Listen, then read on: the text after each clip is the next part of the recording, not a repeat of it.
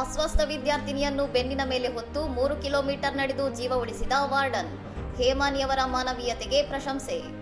ಆಂಧ್ರಪ್ರದೇಶದ ಪಾರ್ವತಿಪುರಂ ಮಾನ್ಯಂ ಜಿಲ್ಲೆಯಲ್ಲಿ ವಾರ್ಡನ್ ಹೇಮಾನಿಯವರು ತೀವ್ರ ಅಸ್ವಸ್ಥಗೊಂಡಿದ್ದ ತನ್ನ ವಿದ್ಯಾರ್ಥಿನಿಯ ಜೀವ ಉಳಿಸಲು ತೋರಿದ ಧೈರ್ಯ ಮತ್ತು ಕಾಳಜಿ ಎಲ್ಲೆಡೆ ಮೆಚ್ಚುಗೆಗೆ ಪಾತ್ರವಾಗಿದೆ. ಗುಮ್ಮಲಕ್ಷ್ಮೀಪುರಂ ಆಶ್ರಯ ಶಾಲೆಯ 7ನೇ ತರಗತಿಯ ವಿದ್ಯಾರ್ಥಿನಿ ಭುವನೇಶ್ವರಿ ತೀವ್ರ ಹೊಟ್ಟೆನೋವು ಮತ್ತು ಜ್ವರದಿಂದ ಬಳಲುತ್ತಿದ್ದಳು. ಸರಿಯಾದ ರಸ್ತೆ ಸಂಪರ್ಕ ಇಲ್ಲದ ಕಾರಣಕ್ಕೆ ಆಂಬ್ಯುಲೆನ್ಸ್ ತಲುಪಲು ಸಾಧ್ಯವಾಗಲಿಲ್ಲ.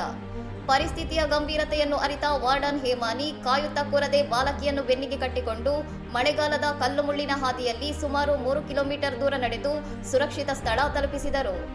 ಅಲ್ಲಿಂದ ವಾಹನದ ಮೂಲಕ ಬಾಲಕಿಯನ್ನು ಪಾರ್ವತಿಪುರಂ ಜಿಲ್ಲಾ ಆಸ್ಪತ್ರೆಗೆ ಸಾಗಿಸಲಾಗಿದ್ದು, ಸದ್ಯ ಭುವನೇಶ್ವರಿ ಐಸಿಯುನಲ್ಲಿ ಚಿಕಿತ್ಸೆ ಪಡೆಯುತ್ತಿದ್ದು ಚೇತರಿಸಿಕೊಳ್ಳುತ್ತಿದ್ದಾಳೆ. ಮಗುವಿನ ಜೀವ ಉಳಿಸುವುದೇ ನನ್ನ ಮೊದಲ ಆದ್ಯತೆಯಾಗಿತ್ತು ಎಂದು ವಿನಮ್ರವಾಗಿ ನುಡಿದ ವಾರ್ಡನ್ ಅವರ ಕಾರ್ಯವನ್ನು ಸಚಿವೆ ಗುಮ್ಮಡಿ ಸಂಧ್ಯಾರಾಣಿಯವರು ವಿಶೇಷವಾಗಿ ಸನ್ಮಾನಿಸಿ ಶ್ಲಾಘಿಸಿದ್ದಾರೆ. ರಸ್ತೆ ಸಂಪರ್ಕ ಇಲ್ಲದ ಬುಡಕಟ್ಟು ಪ್ರದೇಶಗಳಲ್ಲಿನ ಸವಾಲುಗಳ ಮಧ್ಯೆಯೂ ಹೇಮಾನಿಯವರು ತೋರಿದ ಕರ್ತವ್ಯ ನಿಷ್ಠೆ ಮತ್ತು ಮಾನವೀಯತೆ ನಿಜಕ್ಕೂ ಸ್ಫೂರ್ತಿದಾಯಕವಾಗಿದೆ. ಇನ್ನಷ್ಟು ಸುದ್ದಿಗಳಿಗಾಗಿ ನೋಡ್ತಾ ಇರಿ ಸೌರಂ ಟಿವಿ.